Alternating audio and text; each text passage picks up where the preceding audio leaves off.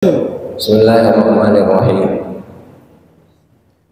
Assalamualaikum warahmatullahi wabarakatuh. Alhamdulillah wassalatu wassalamu ala sayyidina Rasulillah Sayyidina Muhammad ibn Abdillah wa ala alihi wa ashabihi wa man tabi'ahu wa ala. Amma ba'd. Faqad qala ta'ala rabbi shrah li sadri wa yassir li amri wahlul 'uqdatam min lisani yafqahu qawli. Para asatidz, bapak-bapak, jemaah sekalian yang dimuliakan Allah Subhanahu wa taala. Alhamdulillah di hari ke-18 bulan suci Ramadan ini kita masih diberikan kesehatan, kekuatan dan kesempatan oleh Allah Subhanahu wa taala untuk dapat mendekatkan diri kita kepadanya melalui rangkaian-rangkaian ibadah-ibadah yang telah diajarkan oleh Sayyidina Rasulullah. Mudah-mudahan apa yang kita laksanakan ini menjadikan kita hamba-hamba Allah yang lebih baik daripada hari-hari yang kemarin. Amin ya rabbal alamin. Salawat beriring salam senantiasa terlimpah curahkan kepada junjungan kita, Nabi kita tercinta, Nabi besar Muhammad sallallahu alaihi wasallam beserta para keluarga, para sahabat dan pengikutnya hingga akhir zaman. Sampailah kita kepada bab baru. Bismillahirrahmanirrahim. Qala musannifu hadzal kitab rahimahullahu ta'ala wa nafa'ana bihi fi 'ulumihi fid dharain amin. Babun fi bayani zikril maut. Bab tentang penjelasan mengingat kematian.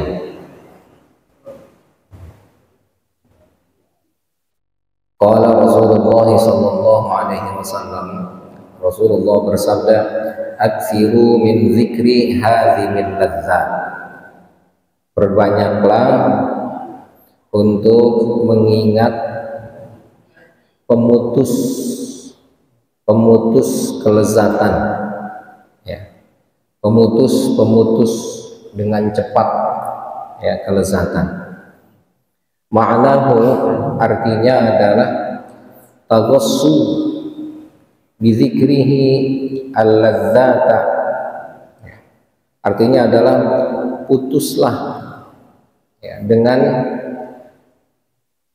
mengingat kematian akan kelezatan, hatta yang qati'a rukunakum ilaiha, sehingga terputuslah fokus kalian terhadap kelezatan tersebut. Fatuqbalu 'ala Allah ta'ala, maka kalian akan diterima oleh Allah Subhanahu wa ta'ala. Rasulullah mengingatkan kita akan, ya, atau tentang mengingat kematian. Dengan cara apa mengingat kematian itu? Ya, dengan cara memutus, ya, kelezatan, memutus keenakan, ya, bahwa sesuatu yang enak itu, ya, enggak akan kita dapatkan. Sesuatu yang enak itu seolah-olah, ya, itu sesuatu yang hambar, gitu. Kenapa? Ya, dikarenakan kalau kita mikirin sesuatu yang enggak enak, itu pasti enggak enak juga mikirinnya, ya. Jadi nggak fokus kita nanti terhadap sesuatu yang lezat itu, karena kita mengiranya itu tidak enak. Ya. Contoh misalnya, ya, ingat duren, ya. Jadi kalau kita pikirin duren, waduh, duren enak banget itu, ya, montong, itu, montong dibeli, ya. Nah itu, jadi kita akan fokus bagaimana caranya mendapatkan duren. kalau kayak enak banget ini kayaknya ini. Apalagi mau kopi pahit panas kan, mantap gitu ya. Begitu duduknya di kan di pinggir jalan gitu, angin sepoi-sepoi, wah asik banget dah.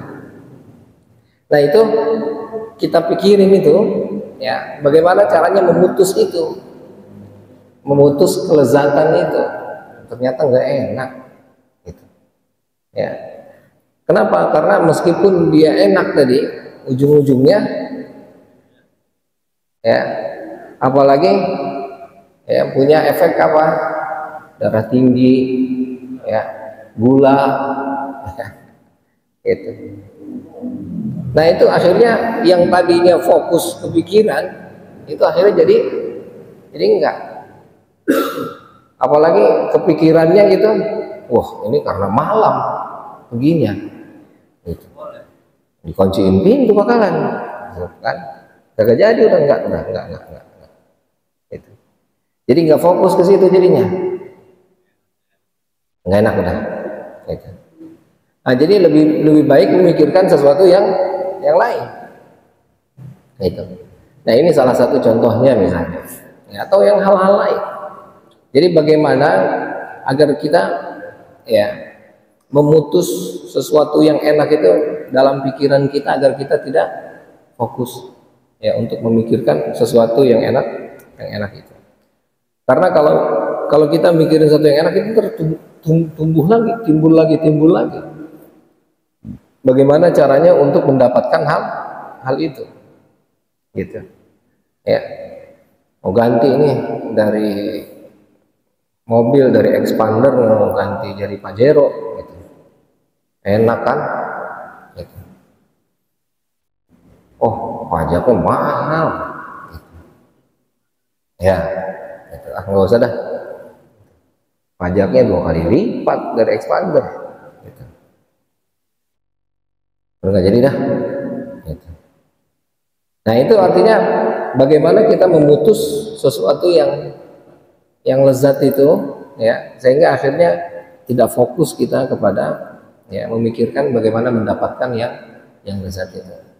Malah sebaliknya ya, yang harus kita pikirkan lezat itu adalah ya ibadah ya, yang kita pikirkan lezat itu adalah surga ya, sehingga akhirnya kita bisa fokus bagaimana ingin mendapatkan surga. Ya, itu juga mungkin rahasia kenapa kita di bulan Ramadan ini ya dianjurkan doanya Allahumma inna nas'aluka apa? Ridhaka wal jannah. Agar kita terngiang-ngiang itu ya Allah ingin dapat apa? Ridhomu. Ingin dapat senangnya engkau menerima amalku. Ya. Wal jannah dan surga. Wa na'udzubika ya, dan kami berlindung kepadamu ya min sakhatika wan nar, dari murkamu dan api neraka. Aduh jangan dah gitu. Ya, hujan-hujan ke datang dah Hah?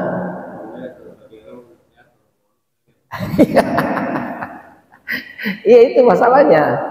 Ya, ketika kita belum melihat sesuatu itu memang akhirnya kita nggak tahu kan. Tapi kenapa kita dikasih tahu tuh bahwa surga itu enak? Inilah nanti mungkin ya, ada ulama sufi bilang ya, surga itu ada beraneka ragam, bahkan di dunia pun ada surga. Gitu. Neraka sama, bukan hanya di akhirat, di dunia ada neraka gitu. Betapa gambaran apa surga itu digambarkan sedemikian detail oleh Allah itu agar kita bisa ini loh kayak begini gitu. Itu kan di ayat Al-Quran apa, wa basyiril ladzina amanu wa amilus solihati apa, basyiril ladzina amanu wa amilus solihati apa Pak? Hah? anna lahum jannatin tajri min tahtihal anhar kullama ruziku minha min thamaratin rizqan lakum, ya, min thamaratin rizqan qalu hadzal ladzi ruzikna min qablu wa utubihi mutasyabih. Jadi artinya ketika nanti kita di surga tuh, ya, itu nanti kita ngomong tuh, ya, makan apel, wah ini kayak lagi di dunia dulu, gitu. Iya, artinya paling enggak ada gambaran bahwa kenikmatan yang kita rasakan di dunia ini akan ada modelnya di sana, meskipun kenikmatannya itu jauh melebihi kenikmatan yang ada di dunia. Makanya kata Imam Ibnu Katsir, ketika rahmat Allah atau nikmat Allah, ya, rahmat atau nikmat Allah ada 100%, ya, maka yang 1% itu untuk dunia, 99 untuk akhirat. Artinya kenikmatan dunia yang kita rasakan nikmat itu hanya 1%. Yang 99% itu kenikmatannya akan kita rasakan di akhirat. Gitu. Jadi ketika kita makan durian di surga tuh, ya, oh dulu ini pernah kayak begini nih, gitu. Tapi nggak enak kayak gini, gitu. Hah? Nggak ada, udah nggak ada efeknya, udah, ya, karena nikmatnya berlipat sampai 99%, gitu. Nah, maka kita dianjurkan untuk mengingat itu tadi itu, meskipun memang kita belum melihat, tapi kita diajak, ya, akal kita untuk menjangkau, gitu. Nah itulah makanya kan, kalau makanya kita diupayakan, coba lihat, diupayakan. Kemarin kan kita bahas tuh, bagaimana kamu menyembah Allah sedangkan kamu nggak melihat, ya kan? Makanya nggak bisa kalau kita sekarang nyembah Allah nggak pakai melihat Allah, nggak bisa. Ibadahnya kagak benar-benar. Kalau ibadah mau benar maka harus melihat Allah. Bagaimana caranya melihat Allah? Nah kemarin kan kita bilang tuh, jelasin di sini gimana caranya. Allah itu tidak bisa dilihat oleh mata, tapi Allah bisa dilihat oleh hati. Gimana gambarannya? Nah, masing-masing dah.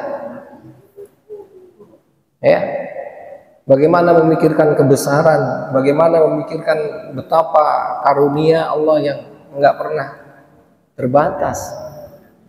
Ya, kemarin bahasanya la tudrikuhul absaru, ya, bil uyun, ya, enggak bisa dijumpai oleh pandangan mata, tapi walakin tudrikuhu al qulub, ya, akan tetapi bisa dijumpai oleh hati, gitu.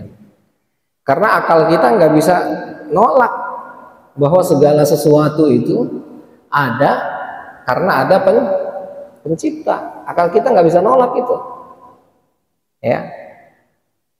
Nggak bisa akal kita mentiadakan tiba-tiba sesuatu itu ada tanpa ada yang menciptakan. Akal kita semua. Makanya dalam ilmu tauhid itu, bagaimana cara untuk melihat atau cara untuk menyatakan bahwa Allah itu ada? Pakai apa? Pakai akal. Bukan pakai Al-Quran, bukan pakai hadis, tapi pakainya akal. Kenapa? Karena akal kita itu udah dirancang oleh Allah sedemikian rupa untuk membuat sistem-sistem, ya, sesuatu yang nggak bisa kita, ya, nggak bisa kita tolak. Ya, ada peribahasa apa? Tidak mungkin ada asap tanpa ada api.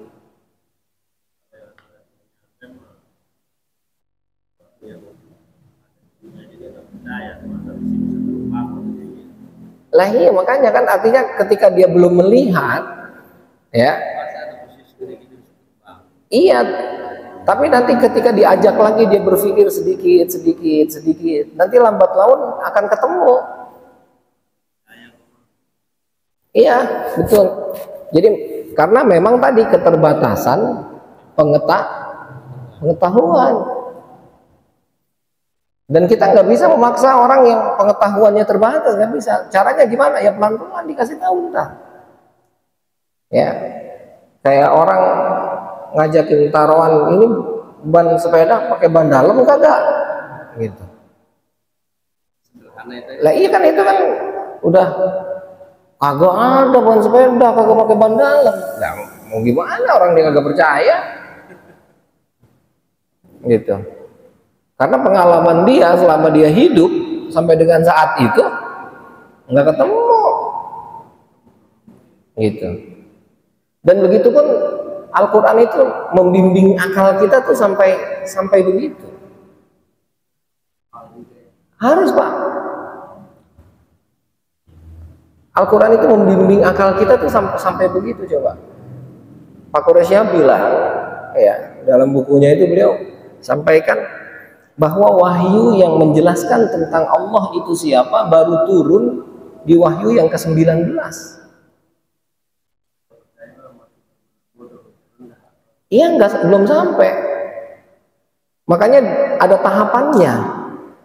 Jadi wahyu yang ke-19 baru menjelaskan tentang Allah itu siapa. Di wahyu pertama, kedua, ketiga, keempat, terus. Itu kan butuh waktu berarti. Itu nanti lain lagi ceritanya. Kalau itu namanya orang udah keras kepala. Tapi kalau orang yang mencoba membuka pikirannya, lambat laun pelan-pelan terbuka.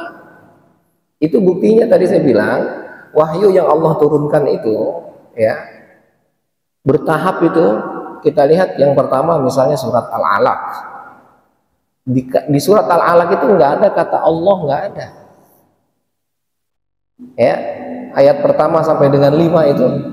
Yang pertama kali turun, Iqra bismi rabbikal ladzi khalaq, khalaqal insana min 'alaq, Iqra wa rabbukal akram, alladzi 'allama bil qalam, 'allamal insana ma lam ya'lam. Enggak ada kata Allah, enggak ada. Tapi kita diajak dengan menggunakan kata Rabb tuh, ingin menyinggung kita. Sebetulnya orang-orang Arab jahiliyah dulu udah kenal pencipta. Udah kenal bahwa dunia ini ada yang nyiptain.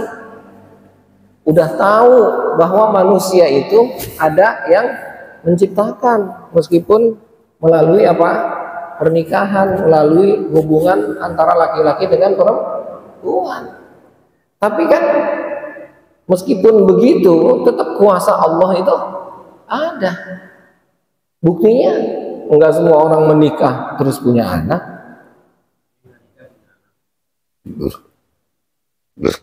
Enggak nikah punya anak, anak kagak bisa tuh. Apa ya? Nggak bisa. Yang nggak nikah punya anak mah cuman Nabi Adam, Ibu Hawa, sama Nabi Isa. Hah? Lah iya, nggak bisa. Jadi Allah buat pengecualian, semua Allah buat pengecualian tuh, ingin membuktikan bahwa bukan sistem yang berjalan, tapi Allah yang sudah menciptakan sistem. Iya, Nabi Adam nggak ada ayah dan ibu, Ibu Hawa nggak ada ibu, Nabi Isa nggak punya bapak, ada. Tapi kalau sekarang mau jadi Nabi Isa atau mau jadi Ibu Hawa nggak bisa, udah. Itu limited edition, gitu, nggak keluar lagi. Sekarang ada perempuan tiba-tiba hamil, waduh saya nggak tahu nih tiba-tiba hamil, kayak Nabi Isa nggak ada, Pak. Orang bisa, nggak ada. Ya, laki-laki pulang bawa anak, nggak tahu ini saya tiba-tiba ngelahirin, nggak bisa, nggak ada. Nggak bisa, gitu. Tapi meskipun begitu, hukum sebab akibat itu dijalani, tetap kuasa Allah ada. Makanya wahyu pertama itu Bismi rabbikal ladzi khalaq. Allah yang sudah menciptakan, Tuhanmu yang telah menciptakan. Kenapa digunakan bahasa Tuhan? Ya itu tadi, ingin apa? Menjangkau Tuhan itu siapa? Kerjanya ngapain? Ya, lah kerjanya sama siapa? Katanya ada yang nugasin, enggak, ada yang nyuruh, enggak. Makanya baru turun surat Al-Ikhlas itu di wahyu yang ke-19. Baru qul huwallahu ahad. Setelah penjelasan, akal kita diajak mikir terus tuh. Gitu. Nah, jadi artinya Allah itu ya memberikan contoh kepada kita, nggak bisa langsung brek, nggak bisa, kudu tahap dulu. Ya. Iya, biar ngertinya begitu pelan-pelan. Itu nggak bisa kita paksakan dia, gitu. Yes, kayak ngajarin bocah pelan-pelan, gitu. Ya. Nah maka ya, jadi ketika tadi cerita bagaimana Al-Quran itu ya mengajarkan kepada kita bahwa segala sesuatu itu ya Allah ciptakan sistemnya, tapi tetap yang berkuasa terhadap sistem itu adalah Allah. Akal kita nggak bisa menjangkau, mata kita nggak bisa melihat surga kayak apa, tapi Al-Quran ngegambarin tuh jannatun tajri min tahtihal anhar. Ya, apa jannah itu kebun, ya kebun, terus di situ ada apa, ada air yang mengalir, ada sungai. Itu kita ngebayangin, ya kita bisa ngebayangin tuh, kita datang ke kebun di mana yang enak itu emang di puncak. Nah itu ada apa namanya, ada sungai, airnya mengalir, airnya jernih gitu, udaranya sejuk, itu kan adem tuh, enak begitu. Nah itu gambaran surga tuh kayak gitu tuh. Iya, karena kita tadi biar kejangkau sama akal kita.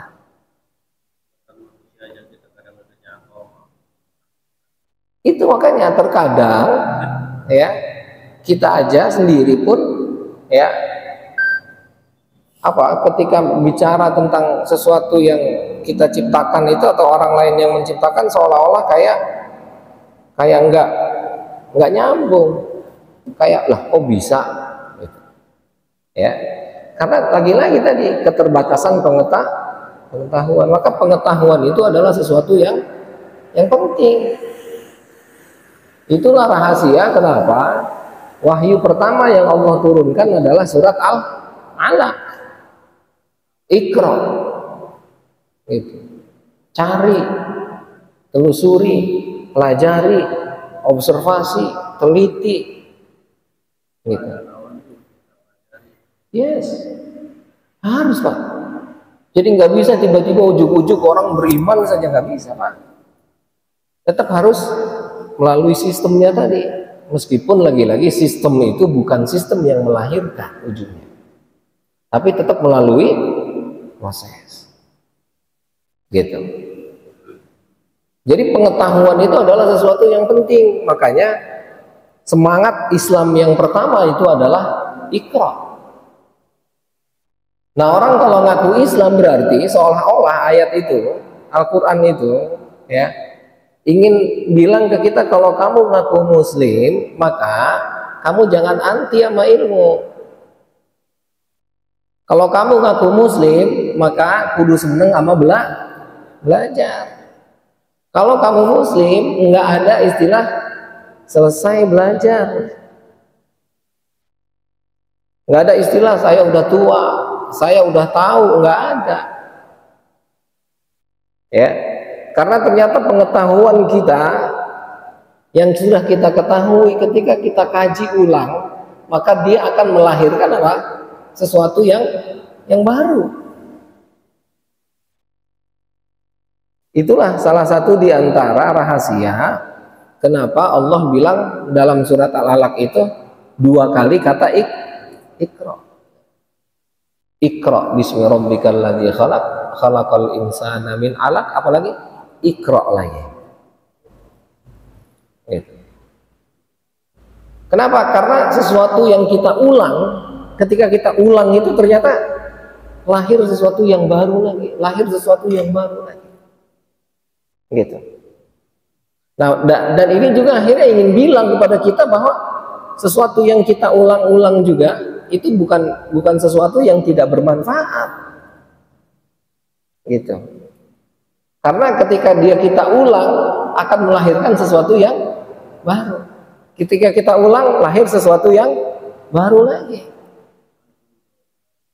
Nah itu jangan, nggak ada istilah begitu. Ya.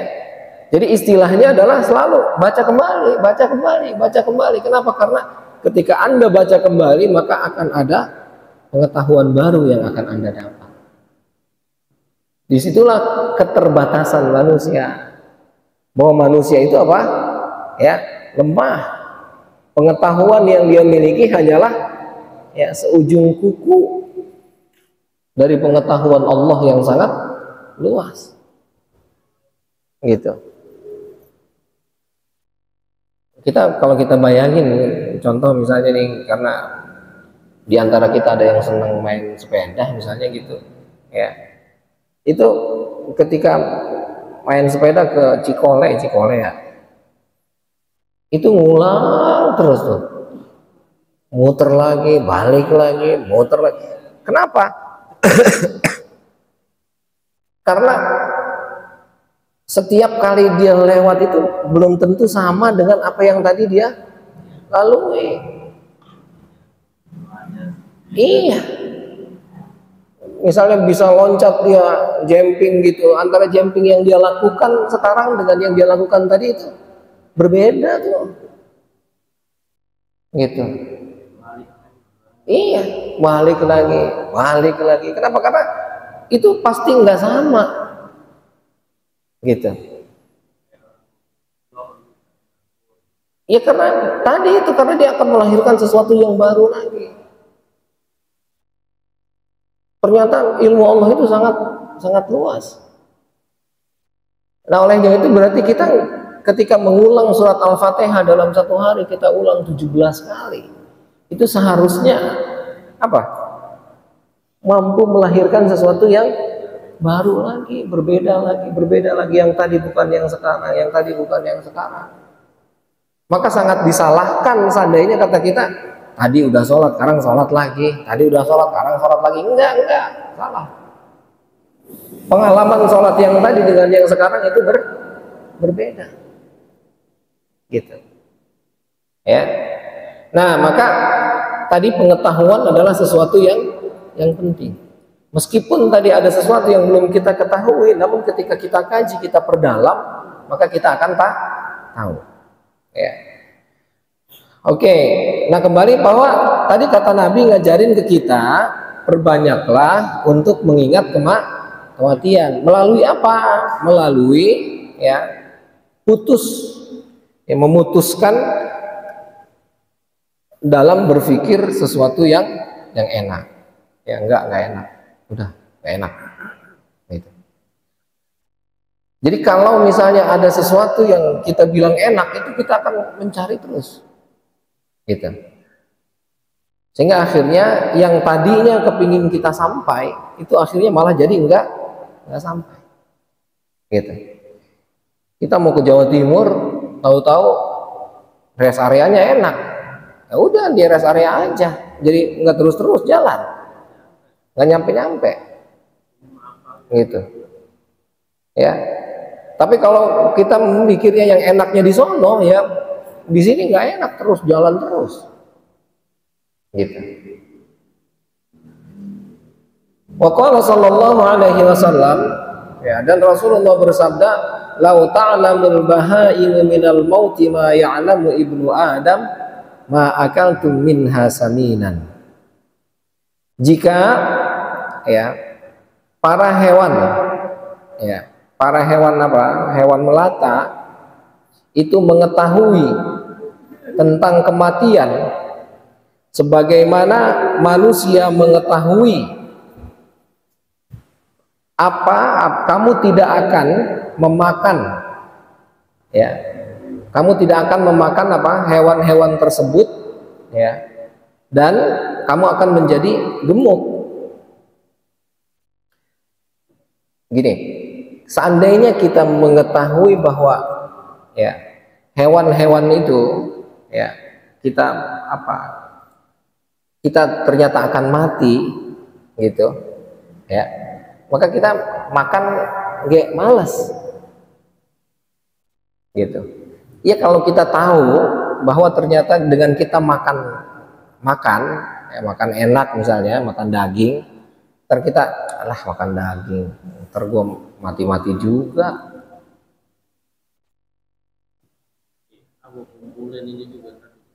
Lah iya, iya malah gitu. Kita kagak bakal gemuk-gemuk gitu kalau begitu. Kita kenapa gemuk makan itu enak? Ya, karena nggak inget mati. Ingatnya enaknya. Enak ini. Sate. Hah? Habis sate apa lagi? Sop. Gitu. Ya. Udah sop. Coba. Itu udah mantap, itu udah gitu. Agak inget coba kalau inget tuh. Aduh. Makan ya. Meskipun makan itu tetap ntar mati juga gitu. Lah itu ingatnya kan ingat itu. Lah iya, bukan ingat mati, ternyata pas di rumah mah orang enak. Lah iya, bukan hanya masih kenyang, rasanya beda mau di tempat sono. Lah itulah makanya. Gitu. Jadi kalau kita mengetahui ya bahwa ternyata dengan kita makan itu ya artinya kematian itu akan datang meskipun kita makan, maka kita makan seadanya. Lah iya. Dan saya pernah disampaikan oleh ada Profesor Suwito, untuk beliau almarhum. Kata beliau, kita kenapa disunahkan oleh Rasulullah itu makan ngunyahnya sampai 44 kali tuh. Ya. 33 ada yang bilang 40. Kenapa tuh?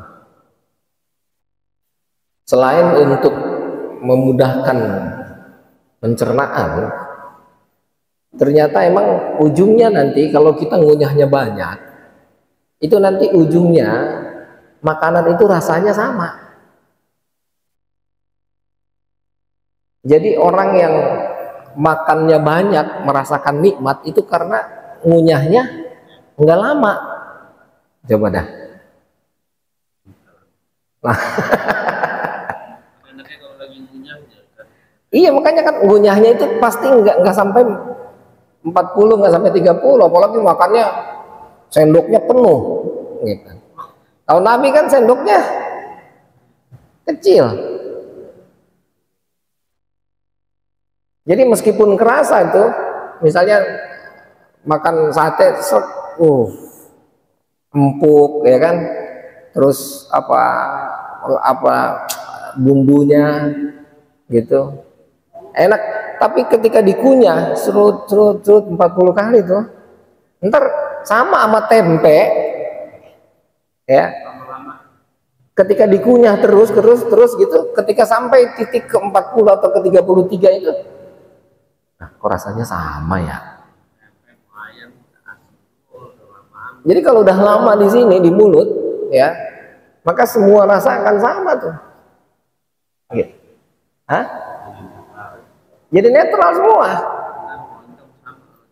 Sama udah.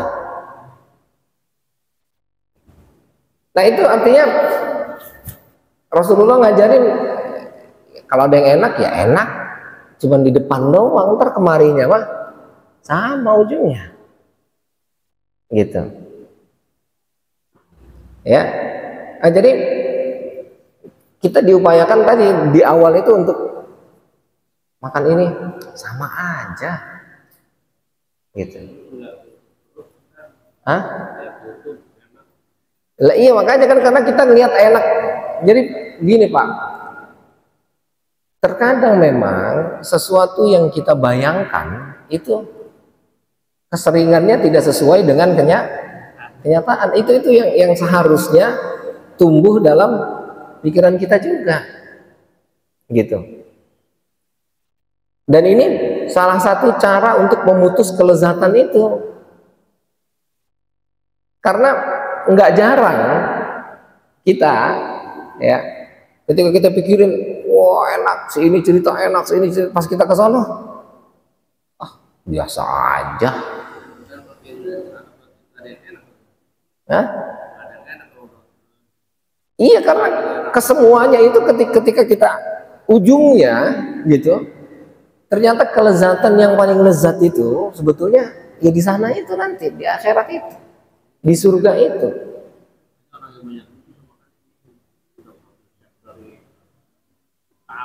Iya, bahkan orang yang duitnya banyak, kata Pak Haji Mumun katanya, yang duitnya banyak makanya nasi doang.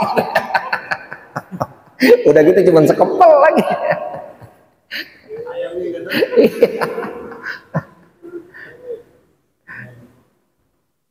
Coba itu, ya.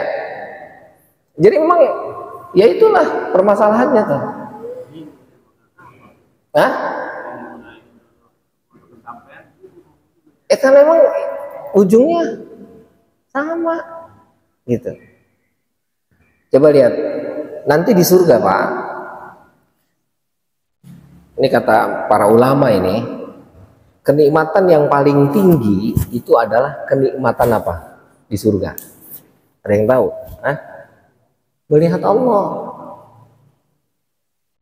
Jadi bukan kenikmatan yang paling tinggi itu makanan, bukan fasilitas, bukan istri, bukan. Itu. Iya kan, di dunia satu Pak, ntar di akhirat itu 60. Itu. Jadi makanya pada sabar-sabar semua.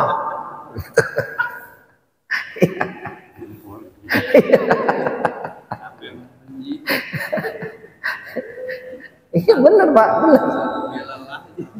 Iya, benar. Jadi kita di dunia ini ya Bang Ali itu sabar gitu. Iya sabar. Ntar di akhirat aja. Gitu. Daripada dicakarin ntar dia. Ya, sabar dulu dah, nggak apa-apa. Ntar di akhirat dapat 60 Bang Ali. Jadi ternyata kenikmatan yang paling tinggi di akhirat sekalipun itu adalah melihat Allah. Ini artinya ternyata pandangan itu, kenikmatannya ya nggak bisa dirasakan oleh indera, oleh raba, oleh rasa, oleh cium, itu nggak bisa. Jadi kenikmatan yang paling tinggi adalah kenikmatan melihat. Coba Pak Haji Adam jalan hiking, dia trekking sampai 20 kilo jalan tuh. Itu capek, tapi pas udah di atas itu ngeliat, wah itu capeknya lah, iyalah. Meskipun ntar pas pulang gitu. Iya makanya kan, karena dia belum melihat gitu. Ternyata pas udah di atas itu kenikmatannya beda. Nah makanya pandangan itu tadi, ya, mata itu melebihi kenikmatannya, melebihi apapun, gitu. Jadi makanya kemarin pandangan itu harus betul-betul dijaga. Iya. Coba kita kan ngelihat YouTube apa tuh, kita liatin aja tuh. Tahu-tahu pas kita rasain lah ya, baik. Gitu. Ya. Ini meskipun katanya kata yang bininya lebih dari satu tuh. Itu katanya, Malik sebelum saya belum. Katanya yang bilang sama perempuan gitu, itu berarti emang belum pernah nikah lagi, jadi bilangnya sama katanya gitu. Padahal mah beda. Iya. Tapi kata dia, berarti itu orang yang bilang begitu itu orang yang belum pernah nikah. Pasti beda katanya gitu. Gitu Pak. Iya kan dari tadi udah matiin, saya udah tahu Pak. Gitu. Kata kita yang belum pernah ngerasain. Tapi kalau yang udah ngerasain lah katanya beda katanya gitu. Iya. Cobain dah. Itu. Ya ini artinya apa? Kita kalau kita berpikir tadi tentang kematian itu boro-boro mikirin perut, boro-boro mikirin gemuk, gitu. Iyalah artinya ya sama aja, gitu. Ya. Jadi kita nggak ambisi untuk mendapatkan dunia itu jadi berkurang.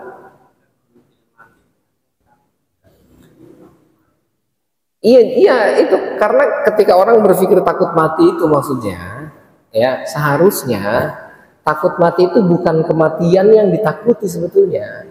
Yang ditakuti itu adalah efek dari kematian kan. Maka orang yang tidak punya pandangan tentang akhirat, dia pikir dunia itu nikmat. Makanya ketika dia mati, akhirnya dia nggak mendapatkan kenikmatan itu.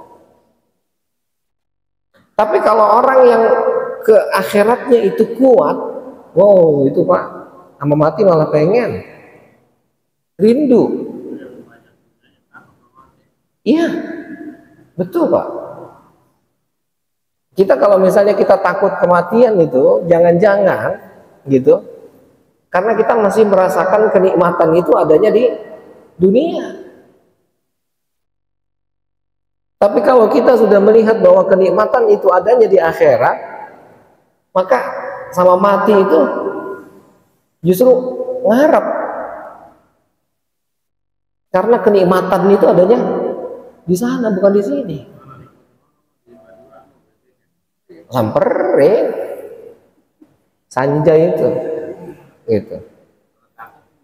Lah takut boro-boro dah yang sama aja di sana mah, emang takut, bilang sama aja.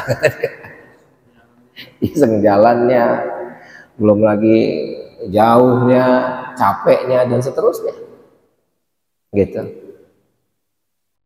Nah, jadi artinya seandainya kita mengerti bahwa ya segala sesuatu itu ternyata ujungnya sama tadi, logikanya tadi makannya itu tadi, kita ketus dia, ya. Ujungnya itu semua sama, ketemu dia dalam satu rasa, meskipun dari aneka ragam macam model makanan. Ketika di mulut itu nanti, apalagi udah di sini, gitu. Kita nggak mungkin ngebedain itu.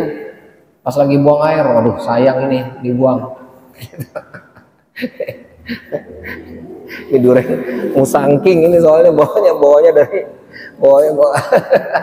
dari Malaysia, ntar buangnya lamaan dikit gitu, kagak bisa Pak, gitu. Apalagi sampai ke situ, gitu, ya. Wa qalat Aisyah radhiyallahu anha, Siti Aisyah berkata, ya Rasulullah, hal yuhsyaru ma'asyuhada'i ahadun? Apakah dikumpulkan bersama para syuhada itu seseorang? Ya. Adakah orang lain ya yang akan dikumpulkan bersama dengan orang-orang yang mati syahid? Kata Rasulullah, qala na'am. Kata Rasulullah, iya, ada. Siapa itu orang yang dikumpulkan bersama dengan orang-orang yang mati syahid? Kata Rasulullah, man yadhkurul mauta fil yaumi wal lailati 20 marrah. Ya. Orang yang mengingat kematian dalam satu hari satu malamnya, ingatnya 20 kali ingat. Jadi orang yang ingat mati satu hari 20 kali, itu kata Rasulullah akan dikumpulkan bersama kelompok orang-orang yang mati syahid.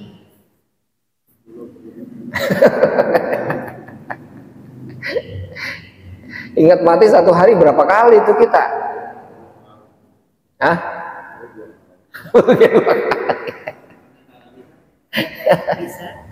Kadang nggak ingat bisa. Iyalah, boro-boro gitu. Hah?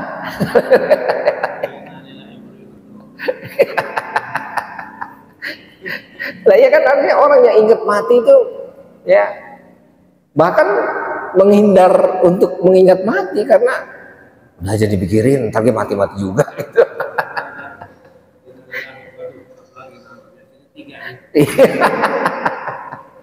Bukan ingat ke dirinya, ingatnya ke orang lagi. Itu orang-orang. Ya Allah. Kenapa? Karena kalau kita mengingat kematian, ya kurang lebih tadi berarti 20 kali dalam satu hari itu, ya itu akan lebih menekan apa? Keinginan dunia tuh. Iya. Jadi pas lagi sakit, ya Allah, ini kalau mati, gitu. Hah? Nah, ya kan ketika kita bilang ini kalau mati, apa efeknya dari ingat itu? Iya, makanya orang kemarin kan yang sakit itu, ya kan, kalau dia nerima karena Allah, dia ridho, gitu kan, kemarin kan begitu, maka itu akan menjadi penghapus dosa, gitu. Jadi semakin membuat dia semangat untuk ibadah. Ini kalau belum mati, waduh ibadahnya belum banyak, udah sekarang mumpung sempet dah. Hah?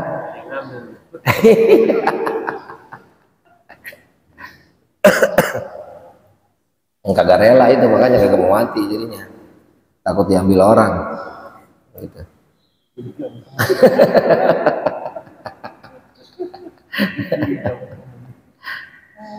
Allah.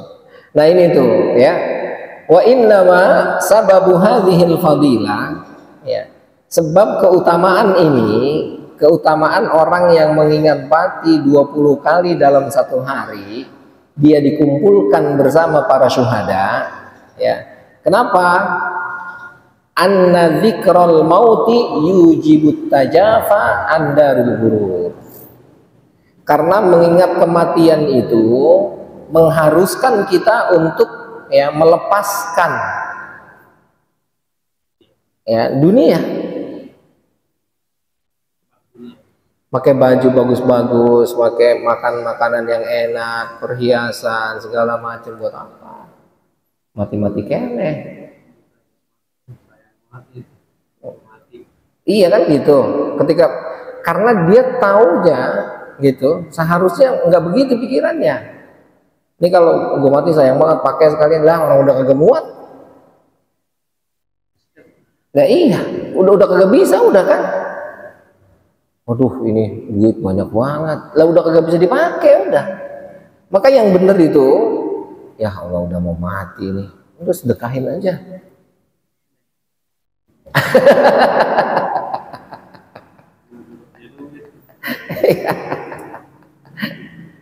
Nah ini seharusnya gitu, orang yang ingat mati itu dia akan menghindar dari ya dunia yang menipu gitu. Wa yataqadal isti'dada lil akhirah, dan dia akan mengisi ya persiapan dia untuk akhirat. Lah iya. Bener Pak. Ini jangan-jangan masih kurang pahalanya, ibadahnya. Kudunya begitu.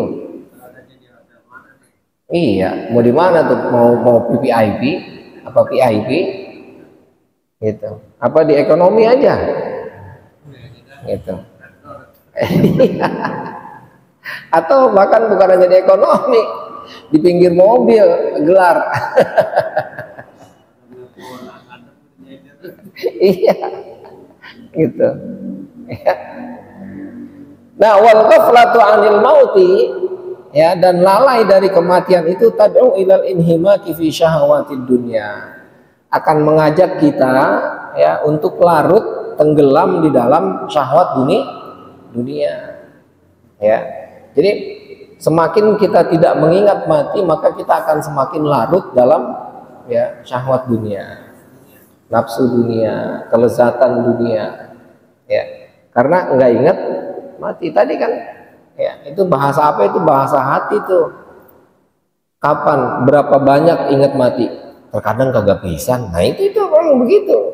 Jadi ketika nggak ingat itu, ambisinya besar, kejar ini, makan itu, makan ini, gitu. Coba kalau ingat mati mah, oh mati.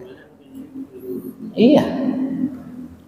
Justru kalau ingat mati itu malah ngaji, ingat mati malah sholat, sedekah, malah begitu. Kenapa? Karena ya ini khusus orang kita tadi. Jadi kalau orang Islam itu tahu bahwa setelah kematian itu akan ada kenikmatan yang lebih besar yang akan didapat. Nah, orang yang takut mati itu tadi artinya takut mati, takut meninggalkan dunia itu karena mengira apa? Dunia itu adalah tempat kenikmatan. Nah itu makanya, karena tadi pengetahuannya yang kurang. Justru pengetahuan itu yang akhirnya akan membuat dia salah jalan. Yang kudunya ketika ingat mati itu malah ngerem kudunya. Nah ini malah ingat mati malah ngelos, gitu. Pengen ke sono. Coba kalau misalnya dia nggak tahu kan, kayak tadi ceritanya misalnya orang, udahlah katanya, mumpung belum mati nih, gitu. Jadi malah melakukan, ya, penistaan lebih banyak, mumpung masih hidup, gitu. Dan dia malah takut sama mati itu. Kenapa? Karena, waduh, ntar kalau mati nggak dapet ini. Gitu, mumpung dah, gitu.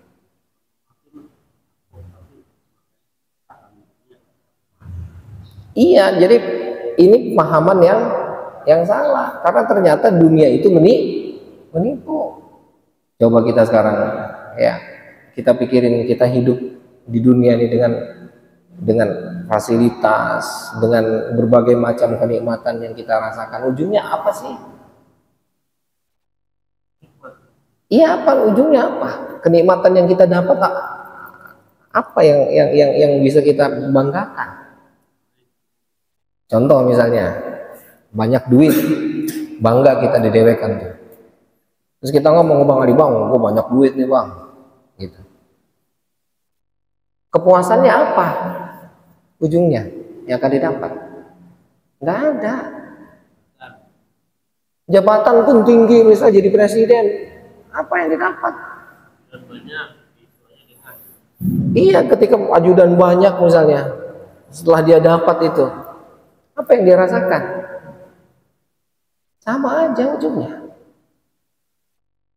Kawan saya pernah cerita ke saya, kata kawan saya gini, saya dulu ketika masuk PNS gitu, kata beliau tuh, dapat jabatannya di sini, pikiran saya harus dapat kemari, kerja dapat dia di posisi atas itu. Ketika dia sudah di posisi atas, kata dia, ternyata segini doang. Lah iya, apalagi ke atas lagi, udah paling atas, udah mau ngapain lagi?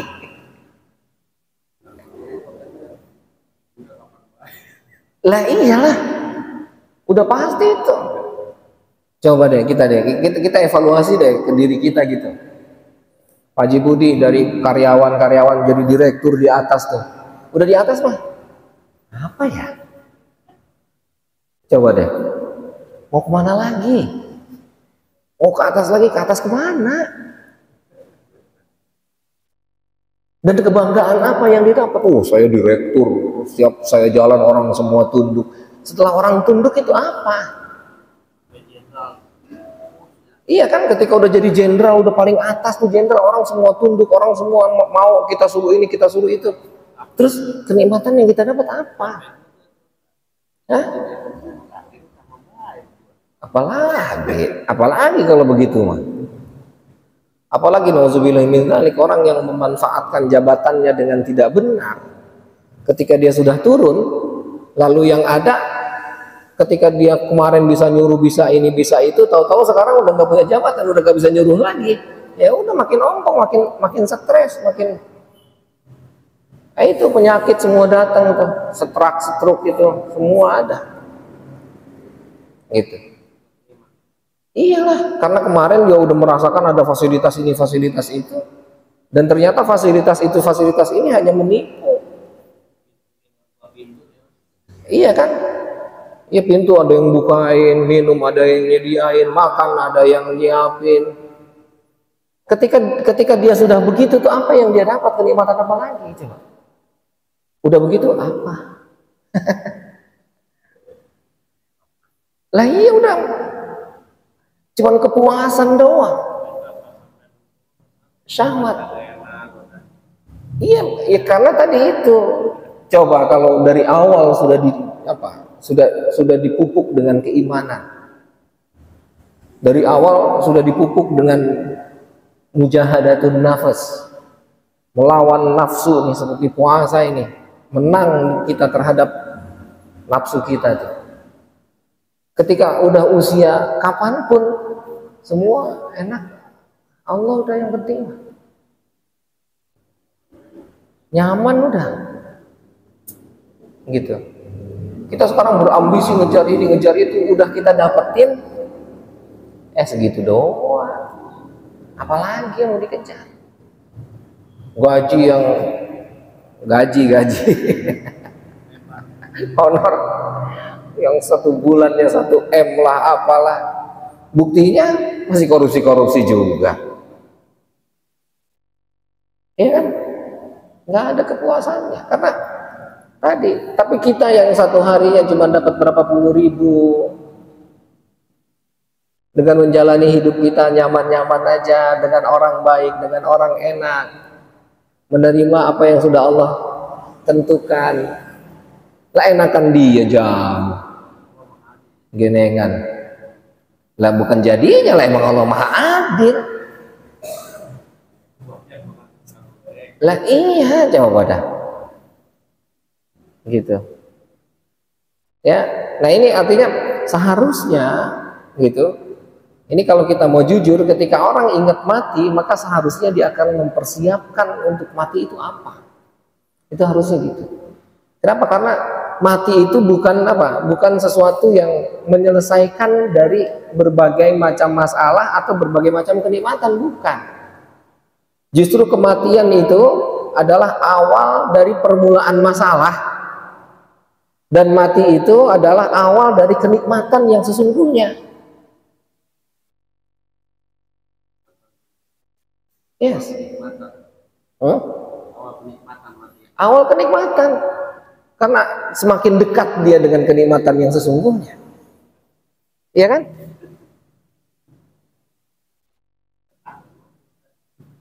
Iya, makanya para aulia itu mereka bukan malah berpikir takut mati, malah kepengen buru-buru. Kenapa? Karena pengen buru-buru ketemu kekasihnya.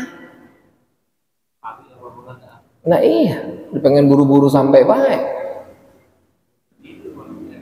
Iya, mau dipikirin terus, gelisah terus kan.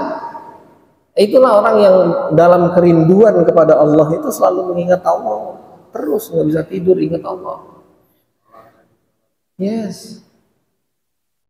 Jadi ketika ingat mati itu berharapnya itu yang kita lakukan ya, bukan ketika ingat mati itu malah makin jauh. Nah, karena dasarnya tadi pengetahuan. Nah, pengetahuan itu ternyata memupuk keimanan. Makanya belajar ngaji itu penting. Ya, enggak pandang usia, enggak pandang ya kesibukan, enggak pandang apapun. Maka tadi kita bilang semangat Islam dari awal itu harus belajar dan belajar. Gitu. Oke, ya mudah-mudahan ya kita semua diberi kekuatan oleh Allah Subhanahu wa taala ya untuk ya betul-betul mampu merasakan ya kenikmatan yang sesungguhnya, yaitu beribadah kepada Allah Subhanahu wa taala. Amin ya rabbal alamin. Nakifuna walhamdulillah wallahu a'lam bissawab. Bismillahirrahmanirrahim. Alhamdulillahirabbil alamin. Hamdan yuafi ni'amahu wa yukafi'u mazidah. Ya Rabbana lakal hamdu wa lakal syukru kama yanbaghi li jalali wajhikal karim wa 'azimi sultanik. Allahumma shalli ala sayyidina Muhammad wa ala ali sayyidina Muhammad. Allahumma smi'na khaira wa atli'na khaira warzuqna Allahumma al-afiyata wa adimha lana wajma'il lahumma qulubana 'ala at-taqwa wa waffiqna lima tuhibbuhu wa tarda. Rabbana atina fid dunya hasanah wa fil akhirati hasanah wa qina 'adzabannar. Wassallallahu ala sayyidina Muhammadin wa ala alihi wa sahbihi wa sallam. Subhana rabbika rabbil izzati amma yasifun wa salamun alal mursalin walhamdulillahi rabbil alamin. Kurang lebihnya mohon maaf. Billahi taufiq wal hidayah. Assalamualaikum warahmatullahi wabarakatuh.